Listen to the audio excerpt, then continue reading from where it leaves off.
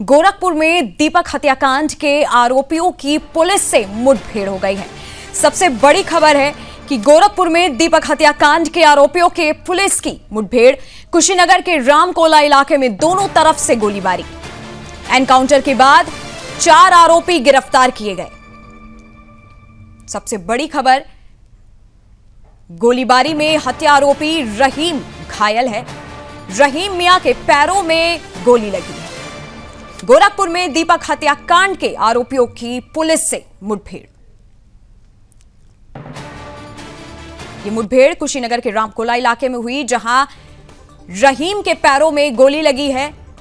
रहीम के साथ अजब हुसैन, छोटू और राजू भी दबोचे गए हैं। तस्वीरों में आप देख सकते हैं, एनकाउंटर के बाद 4 आरोपी गिरफ्तार हुए हैं और गोलीबारी में हत्या आरोपी रहीम घायल है। इस वक्त की सबसे बड़ी खबर।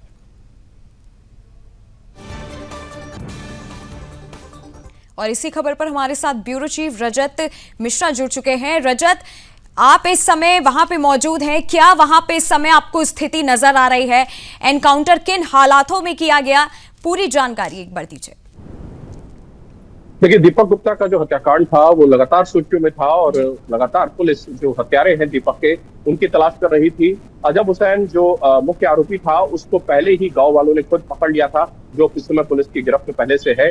दूसरा जो हत्या का आरोपी था रहीम, उसके साथ पुलिस की मुठभेड़ हुई है। पुलिस ने उसको हाफ एनकाउंटर किया है, उसके पैर में गोली लगी है और उसकी निशानदेही पर छोटू और राजू, ये 2 जो और आरोपी हैं, उन आरोपियों को भी पुलिस ने गिरफ्तार किया है। मतलब पुलिस एनकाउंटर में 1 आरोपी पकड़ा गया है, उस आरोपी की निशानदेही पे 2 अन्य आरोपियों को पकड़ा गया है और 1 आरोपी पहले से पुलिस की गिरफ्त में था। 2 अन्य आरोपी हैं वो अभी बचे हुए हैं, जिनके लिए लगातार पुलिस की 5 टीमें कॉम्बिंग कर रही हैं। उनके सर्विलांस के आधार पर उनकी लोकेशन को पकड़ा जा रहा है, लोकेशन ट्रेस की जा रही है और उन 2 आरोपियों को भी पुलिस जल्द से जल्द पकड़ लेगी, इस प्रकार का दावा पुलिस की तरफ से किया जा रहा है। एसटीएफ की यूनिट्स है वो भी लगातार इसमें लगी हुई है। कुल मिलाकर कल से जिस समय यह हत्याकांड का पूरा मामला हुआ था, उसके बाद से लगातार दबाव जो था वो पुलिस के ऊपर था। जो दीपक की पोस्टमार्टम रिपोर्ट आई है, उससे ये साबित हुआ है कि किस तरीके से बेरहमी से उसकी हत्या की गई है, क्योंकि उसकी तकरीबन 5 हड्डियां टूटी निकली है पोस्टमार्टम रिपोर्ट में और तकरीबन 7 जगह अलग अलग तरीके के चोट के निशान है। तो ये साबित होता है कि किस तरीके से, कितनी निर्मम तरीके से उसकी हत्या की गई थी। और उसके बाद से ही लगातार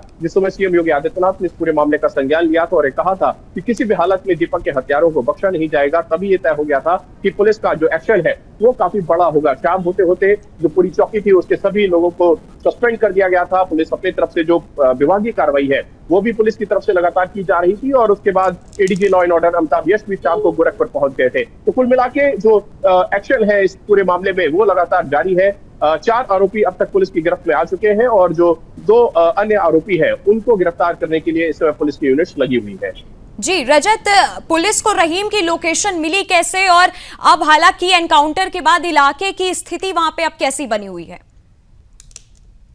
के लिए जहां तक बात है, अजब जिस पकड़ में आया था, अजब हुसैन जो पहला आरोपी था जिसको गांव वालों ने ही पकड़ लिया था, उससे लगातार पूछताछ हो रही थी और उसी ने सबके नाम खोले थे कि कौन कौन लोग इस पूरे मामले में शामिल हैं और उसके बाद से ही सबकी लोकेशन निकाली जा रही थी। क्योंकि ये पूछताछ में जो फिलहाल बातचीत समझ में आ रही है, पता चला है कि नेपाल भागने की फिराक में जो रहीम है वो दूसरा था, क्योंकि बॉर्डर लगता है नेपाल का, उससे कुछ दूर पे ही कुशीनगर से जब आप जैसे क्रॉस करेंगे आप नेपाल की सीमा में पहुंच जाएंगे। तो नेपाल भागने के फिराक में था और लगातार ये कोशिशें की जा रही थी कि इसको जल्दी से जल्दी पकड़ा जाए। और जिस समय जो एसटीएफ को इस पूरे मामले पे जिस समय लगाया गया था, तब से ही लगातार सर्विलांस के आधार पर और जो टेक्नोलॉजी है उसके आधार पर इसको पकड़ने की जो कवायद है वो चल रही थी।